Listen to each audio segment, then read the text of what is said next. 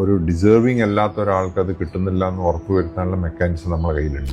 ഇത്രയും ചാലഞ്ചസിലൂടെ പോകുമ്പോൾ തന്നെ ഈ ഡിസേർവിംഗ് ആയിട്ടുള്ള ആൾക്കാർക്ക് ഈ ഒരു സപ്പോർട്ട് ശരിക്കും മീനിങ് ഫുൾ ആയി അല്ലെങ്കിൽ ഒരു ലാസ്റ്റിംഗ് വേയിൽ എങ്ങനെ എത്തും? How do you ensure that it reaches dum? ഇപ്പം ഞാൻ പറഞ്ഞില്ല, 2 തരത്തിലുള്ള ഇന്റർവെൻഷനാണ് നമ്മൾ നടത്തുന്നത്. ഒന്ന് ഈ എംപവർമെന്റ് മേഖലയിലും മറ്റൊന്ന് നമ്മൾ ഈ ഹ്യൂമാനിറ്റേറിയൻ മേഖലയിലും.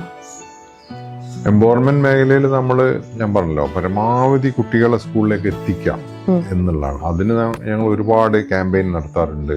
പിന്നെ നമ്മളുടെ ടീച്ചേഴ്സ് ഡോർ ടു ഡോർ പോവും. ഞാൻ തന്നെ ഓരോ തവണ പോകുമ്പോഴും ചുരുങ്ങിയതൊരു 3-4 കുട്ടികളുടെ വീടുകളിൽ ഞാൻ പോകും. അവരായിട്ട് സംസാരിക്കും, അവരെ ഫീഡ്ബാക്ക് മനസ്സിലാക്കും. ഇത് നമ്മളെ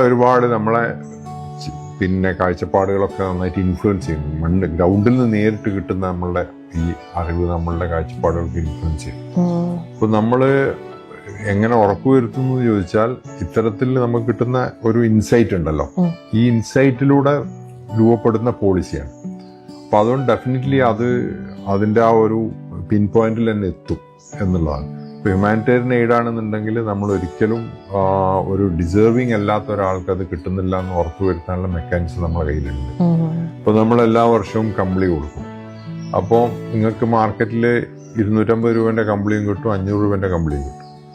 ഇതിന്റെ വ്യത്യാസം 250 രൂപന്റെ വ്യത്യാസമാണ്. പക്ഷെ ഇതിന് ലൈഫ് എന്ന് പറയുന്നത് ഒന്നിന് 1 വർഷവും മറ്റേതിന് 6, 7, 10 വർഷമാണ്.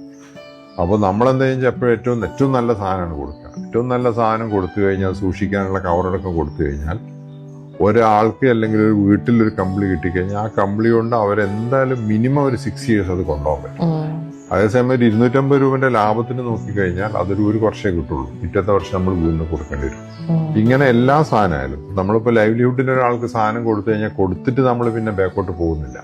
നമ്മൾ അതിന്റെ ബാക്കിൽ ഉണ്ടാവും. അതെങ്ങനെ പോകുന്നു അത് മോണിറ്റർ ചെയ്യും, അല്ലെങ്കിൽ ഇഷ്യൂസ് ഉണ്ടെങ്കിൽ അഡ്രസ്സ് ചെയ്യും. അതിൽ നിന്നൊക്കെ പാഠങ്ങൾ പഠിച്ചുകൊണ്ട് റെക്ടിഫൈ ഉണ്ടെങ്കിൽ റെക്ടിഫൈ ചെയ്യും. ഇങ്ങനെ ഓരോ സംഗതികളും നമ്മൾ അങ്ങനെ തന്നെയാണ് പോകുന്നത്.